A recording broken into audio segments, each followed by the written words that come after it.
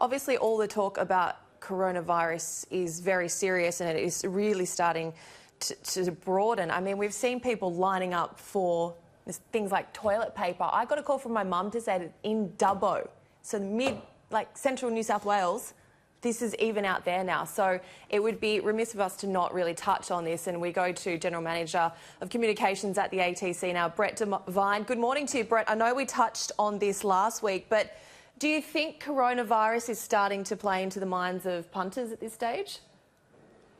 Yeah, good morning, Julie and Tim. Look, I think, everybody's obviously very concerned about it. It's a huge issue. As James Ross has said, some racecourses overseas have been forced to limit spectators and even close gates at times. So, look, whilst we're still away from that at the moment, we're ongoing discussions with Racing New South Wales and the Australian Turf Club on how best to inform people, to make people safe out here. We've put in a few extra measures in terms of extra hand sanitisers and just general information for people that are coming out here. So, look, as he said, it's a watching brief, but certainly I think, it's having some effect on people and their confidence in coming out to big events, and we'll just continue to follow those health messages and make sure that people are looked after here as best as we can. Yeah, and that's it. Everyone needs to maintain a sense of common sense and follow the rules. It is quite serious, but also there's very important to keep calm and carry on, as Mark Webster said there from Inglis. Now, Brett, let's turn the page on what is expected, or what will be a cracking day of racing, and the weather looks like it's going to be all right. The track will be a bit soft, but the weather itself will be good. Yeah, look, it's a little bit on and off here, the weather at the moment, but certainly a very comfortable day for spectators. Look, this is an entree really to our next 6 weeks at Rosehill Gardens and Royal Randwick, but some great racing today. I really love that story you've just done on Castle Vecchio and his humble trainer, Richard Litt. What a great, promising young trainer Richard is. And of course, look, the Moston Copper Randwick Guineas today is the first leg of the 3-year-old Triple Crown, and Castle Vecchio is by done deal at our good friends John Massara and Arrowfield, who owned it.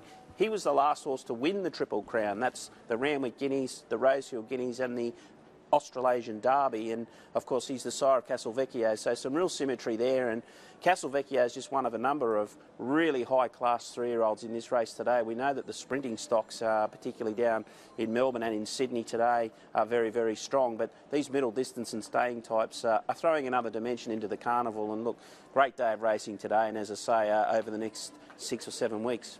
I mean, it's a real win for us here in Sydney as well, Brett, because this year's group of 3-year-olds, I mean, they're considered to be among the strongest in many, many years.